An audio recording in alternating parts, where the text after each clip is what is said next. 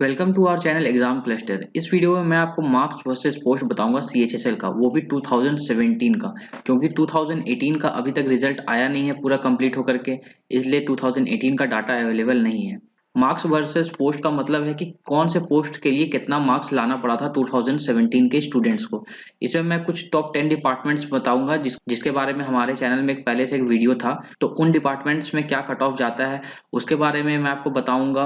उसके बाद की हर कैटेगरी का अलग से मैं बताऊंगा कि किस कैटेगरी में कितना कट ऑफ जाता है। उसके बाद ये बेसिकली टीयर 1 का है, जैसे कि आप देख सकते हैं मैंने यहाँ लिखा है टीयर 1। और एक बात है कि ओबीसी का कट ऑफ अनरिजर्व से ज़्यादा कैसे था। कहीं पर देखिएगा कि शेड्यूल कास्ट का जो कट ऑफ था वो अनरिजर्व से ज़्यादा चला गया था। ये भी मैं आपको इसमें थोड़ा सा एक्सप्लेन करूंगा। और minimum marks to get a job, मतलब 2017 में मिनिमम कितना मार्क्स लाने पे जॉब मिला था कैंडिडेट्स को, ये भी मैं आपको बताऊंगा इसमें। तो इस वीडियो में बहुत कुछ है जानने के लिए, तो चलिए इस वीडियो को हम शुरू करते हैं। तो चलिए सबसे पहले देखते हैं CBI, central bureau of investigation. ये भी एक बहुत पॉपुलर ब्रांच है और इसमें जब आप कट ऑफ देखिएगा तो इसमें देखिए अनरिजर्व 179.5, ओबीसी 183, एससी 182, एसटी का कोई भी सीट रिजर्व नहीं था तो इसमें नॉट अवेलेबल। तो आप यहाँ पर देख सकते हो कि सेंट्रल ब्यूरो ऑफ इन्वेस्टिगेशन, यहाँ पर आप देख सकते हो 179 अनरिजर्व, 183 ओबीसी और 182.5 एससी। मतलब यहाँ पर आपको लगता होगा हमेशा कि अनरिजर्व का कट ऑफ ज्यादा ही जाता है, बट यहाँ पर अगर आप देखिएगा तो आपको मिलेगा कि यहाँ पर ओबीसी का कट ऑफ ज्यादा है। इवन शेड्यूल कास्ट का जो कट ऑफ है वो भी अनरिजर्व सीट से ज्यादा है। ये क्यों है ये मैं थोड़ा वीडियो के आगे बताऊंगा आपको। पहले ये सारे कट ऑफ्स हम देख लेते हैं। फिर ये तो था सेंट्रल ब्यूरो ऑफ इन्वेस्टिगेशन का कट ऑफ, जो कि आप यहाँ देख रहे हैं ये 2017 का है कि जिनको 2017 में जॉब मिला था उनमें से जिस कैंडिडेट का सबसे कम मार्क्स आकर के जॉब मिला था उस कैंडिडेट का ये मार्क्स है। मतलब 179.5 वो लास्ट कैंडिडेट था जिसको जॉब मिला था। उसके बाद के ऊपर वाले जितने कोई थे उनको जॉब मिला था ये सेंट्रल ब्यूरो ऑफ इन्वेस्टिगेशन का। उसके बाद एनआईए, नेशनल इन्वेस्टिगेशन एजेंसी, इसमें देखिए अनरिजर्व का कोई भी सीट रिजर्व नहीं था। उसके बाद उसके बाद ओबीसी का था कुछ सीट, उसमें जो कट ऑफ गया था 180 का कट ऑफ गया था। मतलब ये टीयर 1 का कट ऑफ है। टीयर 1 में जिस कैंडिडेट का मतलब जिस भी कैंडिडेट का सिलेक्शन हुआ था एनआईए के लिए, उस कैंडिडेट ने टीयर 1 में 180 नंबर लाया था आउट ऑफ 200, जो कि बहुत बड़ा स्कोर है। उसके बाद आप देखिए शेड्यूल कास्ट का seat not available, schedule tribe का भी नॉट अवेलेबल। ये था। उसका थर्ड देखिए narcotics control bureau. Narcotics control bureau भी बहुत एक बोलिए तो अच्छा डिपार्टमेंट है। इसमें भी देखिए अनरिजर्व का कोई भी सीट इसमें अवेलेबल नहीं है, नॉट अवेलेबल। ओबीसी का सीट था इसमें और उसमें क्या कट ऑफ गया था 184, 184 कट ऑफ गया था। जिस भी कैंडिडेट का सिलेक्शन हुआ उसने टीयर 1 में आउट ऑफ 200 184 स्कोर किया था। तो आप ये देख रहे होगे कि ये बहुत ही हाई स्कोर है एक तरह का बोलिए तो। और उसके बाद फिर शेड्यूल कास्ट में भी कोई भी सीट अवेलेबल नहीं था, शेड्यूल ट्राइब में भी अवेलेबल नहीं था। उसके बाद देखिए election commission. Election commission unreserve का जो कट ऑफ था वो था 188, और जो ओबीसी का कट ऑफ था वो 170.5 और शेड्यूल कास्ट का 159 और शेड्यूल ट्राइब का 139.5। अनरिजर्व का जो कट ऑफ था वो बहुत ज्यादा हाई है इसमें इलेक्शन कमीशन में, ये आप देख सकते हैं यहाँ पर। और एक चीज मैं ये भी बताना चाहूंगा कि कट ऑफ हाई और लो इसमें डिपार्टमेंट वाइज इसलिए भी इतना ज्यादा हो रहा है क्योंकि इसमें पोस्ट के ऊपर डिपेंड करता है कि अगर ज्यादा पोस्ट होता है तो थोड़ा कट ऑफ नीचे चला जाता है और कम पोस्ट होता है तो कट ऑफ ऊपर चला जाता है। इसलिए जरूरी नहीं कि हर बार इतना ही हो, डिपेंड करता है कि हर साल कितना वैकेंसी आता है इस डिपार्टमेंट में। ज्यादा वैकेंसी होगा तो कट ऑफ थोड़ा कम होगा और कम वैकेंसी होगा तो कट ऑफ अल्टीमेटली हाई हो ही जाएगा। ये था चार डिपार्टमेंट। अब चलिए आगे का देखते हैं और चार डिपार्टमेंट। अब देखिए अगला है इंटेलिजेंस ब्यूरो, आईबी। आईबी में देखिए अनरिजर्व्ड कितना गया था कट ऑफ 173.5। ये सारा टीयर 1 का मार्क्स है, ये ध्यान में रखिएगा कि टीयर 1 में जिन कैंडिडेट्स का सिलेक्शन हुआ था उन्होंने कितना कितना स्कोर किया था टीयर 1 में, मतलब आउट ऑफ 200। तो फर्स्ट टीयर 1 में देखिए इंटेलिजेंस ब्यूरो में जिस लास्ट कैंडिडेट का सिलेक्शन हुआ था उसका था 173.5 मार्क्स। उसके बाद फिर ओबीसी में देखिए 153.5। उसके बाद शेड्यूल कास्ट में 154.5 और शेड्यूल ट्राइब में 159.5, इतना मार्क्स। ये था आपका इंटेलिजेंस ब्यूरो का सेपरेट कट ऑफ। उसके बाद है मिनिस्ट्री ऑफ एक्सटर्नल अफेयर्स। देखिए मिनिस्ट्री ऑफ एक्सटर्नल अफेयर्स बहुत ही ज्यादा पॉपुलर है और इसमें एक तरह का बोलिए तो कंपटीशन भी ज्यादा होता है। अनरिजर्व का 186, ओबीसी 176.5 और शेड्यूल कास्ट में 191.5। ये इसलिए भी है क्योंकि शेड्यूल कास्ट का सीट बहुत कम था इसमें, इसलिए जो इसमें कट ऑफ गया वो बहुत ही हाई चला गया था। ये मैं आपको बताऊंगा कि अनरिजर्व्ड कम और शेड्यूल कास्ट वाला का ज़्यादा। ये मैं वीडियो में आगे बताऊंगा कि अनरिजर्व्ड 186 और शेड्यूल कास्ट 191.5 क्यों है। उसके बाद फिर अगला जो डिपार्टमेंट है वो है वाइस प्रेसिडेंट सेक्रेटरिएट। इसमें आप देख सकते हैं कि जो अनरिजर्व्ड है वो 185.5, उसके बाद ओबीसी एससी और एसटी इसमें कोई भी सीट अवेलेबल रिजर्व्ड नहीं था, इसलिए इसमें नॉट अवेलेबल। और उसके बाद फिर देखिए जो चौथा आठवां है registrar general of India. Registrar general of India में देखिए अनरिजर्व्ड 170, ओबीसी 173.5, शेड्यूल कास्ट 145.5 और शेड्यूल ट्राइब 139। यहाँ पर भी आप अगर आप देखिएगा तो यहाँ पर भी आप पाइएगा कि अनरिजर्व्ड का कम है marks as compare to OBC. तो ये था आपका 8 डिपार्टमेंट्स। अब चलिए अगला देखते हैं। अगला है, अब देखिए वो 8 डिपार्टमेंट हो गया। अब मैं उन डिपार्टमेंट्स के बारे में बताऊंगा जिसमें सबसे कम कट ऑफ गया था, मतलब कि as per the category wise मैं बताऊंगा कि सबसे कम कट ऑफ किसमें किसमें गया था। तो देखिए अनरिजर्व्ड कैटेगरी के हिसाब से कि अनरिजर्व्ड में सबसे कम कट ऑफ गया था आपका 145.5। ये आप ध्यान रखिएगा कि अनरिजर्व्ड में मतलब जिस भी कैंडिडेट को जॉब मिला था जिसने अनरिजर्व्ड कैटेगरी से फॉर्म फिल किया था उसको मिनिमम 145.5 मार्क्स लाना पड़ा था। मतलब 145.5 से ऊपर जिनका था मार्क्स उनको ही जॉब मिला था अनरिजर्व्ड में। तो एक तरह से ये बोलिए कि एक ये यहाँ पर डिवाइडिंग लाइन है, 145.5 से ऊपर अगर लाइएगा तो आपको जॉब मिलेगा, नीचे लाइएगा तो नहीं मिलेगा। ये 2017 वालों के लिए था, हर साल ये बदल जाएगा एज पर द कंपटीशन। तो मिनिमम कितना मार्क्स लाने पे जॉब मिला था या नहीं मिला था। तो 2017 में जो मिनिमम मार्क्स था कि इतना इससे कम नहीं लाना था वो था। तो 2017 में जो मिनिमम मार्क्स था मतलब इससे नीचे अगर आप लाते तो आपको जॉब नहीं मिलता, वो था 145.5। ये था अनरिजर्व्ड कैटेगरी के लिए। और जिस डिपार्टमेंट में ये इतना कट ऑफ गया था वो डिपार्टमेंट था आपका office of DG archaeological survey of India, ministry of culture में आता है ये। तो इस वाले डिपार्टमेंट में आपका गया था सबसे मिनिमम कट ऑफ वो भी अनरिजर्व्ड के लिए 145.5। और इसमें टोटल सीट कितना था, 39 सीट था केवल। ये जो 39 सीट है ये केवल अनरिजर्व्ड के लिए है, इसमें schedule caste schedule tribe OBC इनकी काउंटिंग नहीं है। उसके बाद देखिए अब दिखाता हूं मैं ओबीसी कि ओबीसी कैटेगरी के हिसाब से सबसे कम कट ऑफ किस डिपार्टमेंट में गया था। तो ओबीसी कैटेगरी के हिसाब से मिनिस्ट्री ऑफ कल्चर में सबसे कम गया था, मतलब 142। जितना भी कट ऑफ था उसमें से 142 सबसे लोएस्ट कट ऑफ है, और वो भी किस डिपार्टमेंट के लिए, मिनिस्ट्री ऑफ कल्चर। मतलब अगर किसी बंदे ने 142 लाया था तो उसको मिनिस्ट्री ऑफ कल्चर मिला था। और 142 से नीचे अगर कोई भी कैंडिडेट अगर मार्क्स लाता ओबीसी कैटेगरी से तो उसको जॉब नहीं मिल पाता।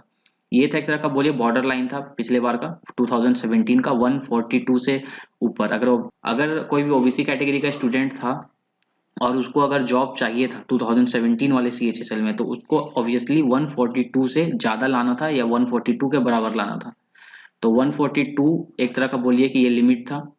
उसके बाद और इसमें देखिए कि इसमें टोटल सीट कितना था इस डिपार्टमेंट में, 25 सीट ही केवल था, यानी कि 25 सीट के लिए कट ऑफ कितना गया, 142 गया। कट ऑफ में बहुत ज्यादा फ्लक्चुएशन है सीट के हिसाब से, ये आगे थोड़ा सा मैं आपको दिखा दूंगा अभी कैसे होगा।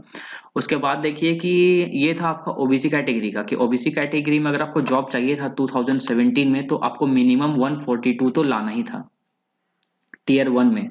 उसके बाद फिर देखिए कि अगला जो है शेड्यूल कास्ट और शेड्यूल ट्राइब।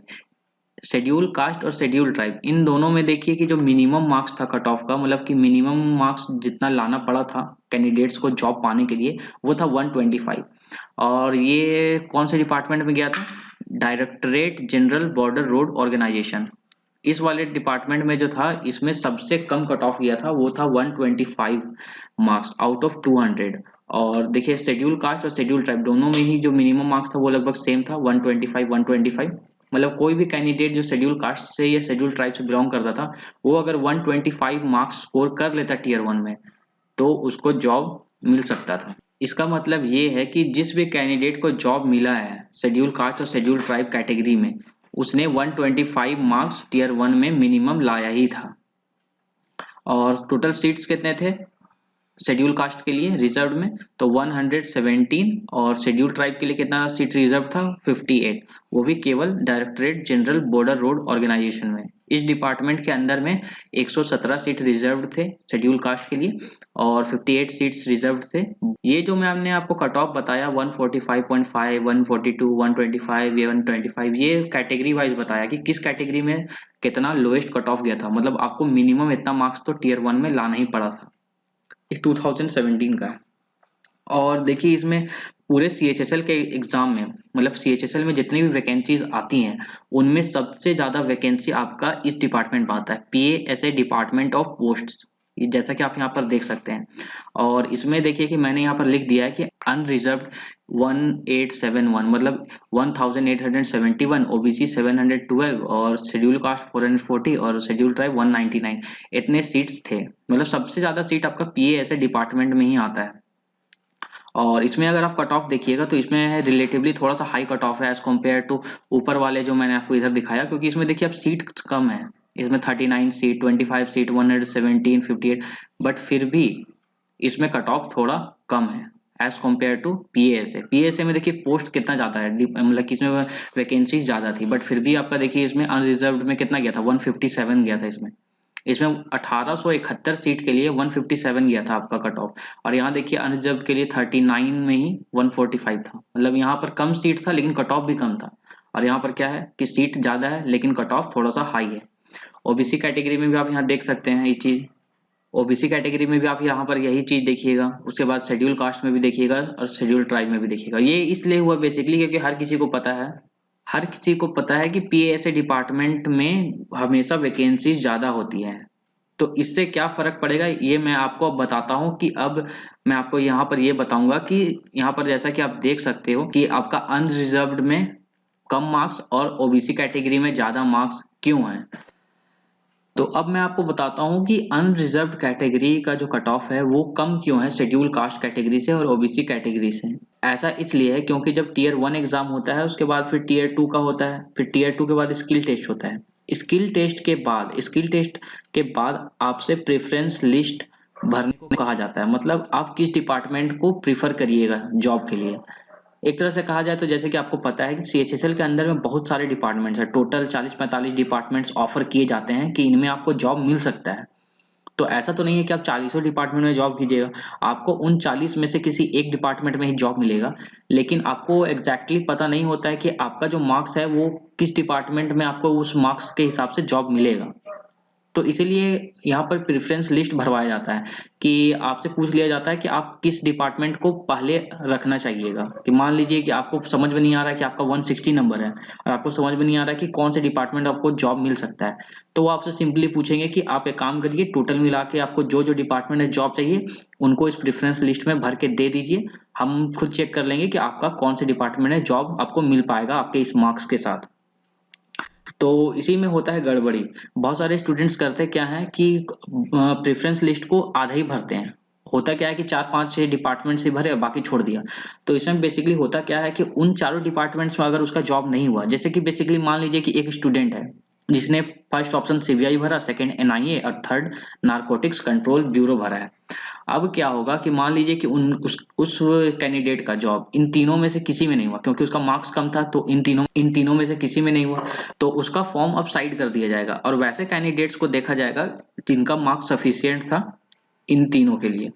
तो वो भी उन्हीं कैंडिडेट्स को देखा जाएगा जिन्होंने अपने प्रेफरेंस लिस्ट में इन तीनों डिपार्टमेंट्स को भरा था, मतलब कि अपने प्रेफरेंस लिस्ट में इन तीनों डिपार्टमेंट्स को डाला था। ये बहुत जरूरी है कि आप प्रेफरेंस लिस्ट को ध्यान से भरिए।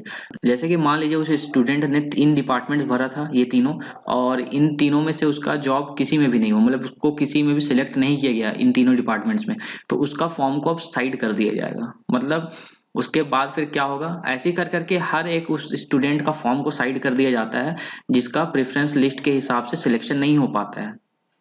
उसके बाद क्या होता है कि जब सारे डिपार्टमेंट्स को डिस्ट्रीब्यूट कर दिया जाता है कैंडिडेट्स में, वैसे कैंडिडेट्स को जिनका मार्क्स सफिशिएंट था जिस डिपार्टमेंट के लिए उसने अप्लाई किया था, तो उसके बाद सारे डिपार्टमेंट्स में सारे जॉब्स फिल हो जाते हैं। उसके बाद जा करके वैसे कैंडिडेट्स को देखा जाता है जिनका फॉर्म साइड कर दिया गया था।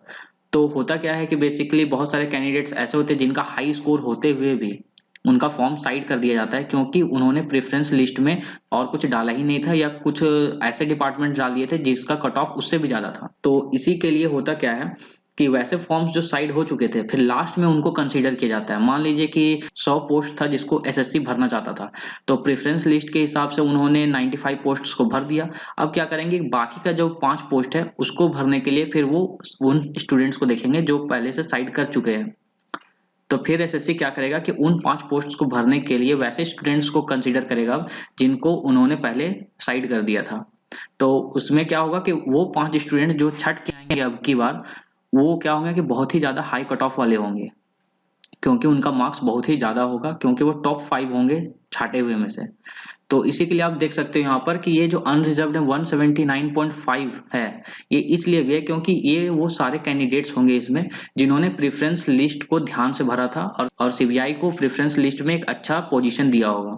और ये वैसे कैंडिडेट होंगे जिन्होंने प्रेफरेंस लिस्ट को ध्यान से नहीं भरा था और मतलब कुछ और डिपार्टमेंट्स भरे होंगे जिसमें कट ऑफ 183 से ज़्यादा होगा, जिसके चलते उनको वो डिपार्टमेंट नहीं मिला होगा और लास्ट में पोस्ट फिल करने के लिए रैंडमली इनको ये सीबीआई डिपार्टमेंट अलॉट कर दिया गया होगा। तो पोस्ट प्रेफरेंस नहीं भरने की वजह से ये सारा आप यहाँ पर फ्लक्चुएशन देख सकते हैं कि अनरिजर्व्ड का कट ऑफ कम जा रहा है और आपका अदर कैटेगरीज का कट ऑफ ज़्यादा जा रहा है। अगर आपको लग रहा है कि मेरे डेटा में गलती है, मैंने यहाँ गलत लिखा है, अगर आपको लग रहा है ऐसा कि अनरिजर्व का कट ऑफ अदर कैटेगरीज से कम हो ही नहीं सकता है, तो मैंने डिस्क्रिप्शन में वो लिंक डाल दिया है उस पीडीएफ का जिससे मैंने ये वीडियो बनाया है। उस पीडीएफ में आपको ये सारे डेटा मिल जाएंगे और वो ऑफिशियल वेबसाइट से मैंने डाउनलोड किया था। और एक बात यहाँ ध्यान देने वाली ये भी है कि ऐसा नहीं है कि जितने भी पोस्ट में आपको यहाँ दिख रहा है कि अनरिजर्व का कम कट ऑफ है as compare to other categories, वहाँ यही सेम केस है। बहुत सारे में ऐसा मैक्सिमम जो यहाँ पर आपको दिख रहा है फ्लक्चुएशन, उसमें ये कारण है कि अनरिजर्व का कम इसलिए है as compare to schedule caste OBC, इसलिए क्योंकि ये आपको पता है कि सीएचएसएल में जो मेन स्कोर होता है आपका, जिसके बेसिस पे आपको जॉब मिलता है, वो टीयर 1 प्लस टीयर 2 दोनों को ऐड करके मिलता है। तो यहाँ पर जैसे कि आप देख सकते हैं कि ये वाला post ministry of external affairs, इसमें आप देख सकते हैं अनरिजर्व में जैसे कि अनरिजर्व का जो कट ऑफ है वो 186 है और शेड्यूल कास्ट का जो है 191.5। इसमें बेसिकली आपको लग रहा होगा कि शेड्यूल कास्ट का ज्यादा है, बट यहाँ पर ये केस नहीं है। यहाँ पर है कि 191 ये लाया है टीयर 1 में, बट टीयर 2 में जाकर के इसका मार्क्स कम था, इसलिए ओवरऑल देखा जाए तो अनरिजर्व्ड का जो कैंडिडेट था इसमें उसका मार्क्स टीयर 1 प्लस टीयर 2 ज्यादा था as compare to schedule caste. Schedule caste वाले का जब टीयर 1 प्लस टीयर 2 आप करके देखिएगा तो उसमें उसका मार्क्स कम था, जैसा कि आप इस स्क्रीनशॉट में देख सकते हैं। ये ऑफिशियल जो इसका नोटिस था, मतलब ऑफिशियल जो इसका रिजल्ट था उसमें से मैं आपको दिखा रहा हूँ। आप इसमें देख सकते हो कि टीयर 1 प्लस टीयर 2 में अनरिजर्व्ड वाले कैंडिडेट का मार्क्स ज्यादा है as compare to schedule caste. तो मैक्सिमम ऑफ द पोस्ट में यही रीजन है कि शेड्यूल कास्ट का मार्क्स आपको ज्यादा दिख रहा होगा या शेड्यूल या ओबीसी कैटेगरी वाले का मार्क्स ज्यादा दिख रहा होगा एज कम्पेयर टू अनरिजर्व्ड, क्योंकि ये टीयर 1 का रिजल्ट मैं आपको दिखा रहा हूँ। इसमें बस एक ही एक्सेप्शनल केस है, वो है सेंट्रल ब्यूरो ऑफ इन्वेस्टिगेशन, क्योंकि इसमें सही में अनरिजर्व्ड का जो ओवरऑल कट ऑफ था वो कम था एज कम्पेयर टू ओबीसी के कट ऑफ से। तो ये जैसा कि आप इस स्क्रीन में इसे भी देख सकते हो, यहाँ पर जैसे मैं आपको दिखा रहा हूँ बहुत सारे पोस्ट में ओबीसी और एससी कैटेगरी के कैंडिडेट्स का मार्क्स ज्यादा है इस टीयर 1 वाले जो लिस्ट है जो मैं आपको दिखा रहा हूँ, क्योंकि उनका टीयर 2 में जाकर के मार्क्स कम हो गया था और अनरिजर्व्ड वाले का टीयर 2 में ज्यादा था, जिससे कंपनसेट होकर के और ओवरऑल जो स्कोर बना था वो अनरिजर्व्ड का ही मार्क्स ज्यादा था। ये बाकी सारे डिपार्टमेंट्स में ऐसा हुआ था, लेकिन ये वाला जो एक्सेप्शनल केस है सेंट्रल ब्यूरो ऑफ इन्वेस्टिगेशन, इसमें केवल आपको ये चीज दिखेगा कि इसमें ओवरऑल जो स्कोर था वो कम था एज कम्पेयर टू ओबीसी। तो आपको अगर ये वीडियो यूजफुल लगती है तो हमारे चैनल से आप जुड़े रहिए, क्योंकि ऐसे हम बहुत सारे वीडियोस बनाते रहते हैं हमेशा। और अगर आप हमारे चैनल पे न्यू है तो हमारे चैनल को सब्सक्राइब जरूर कर लीजिएगा।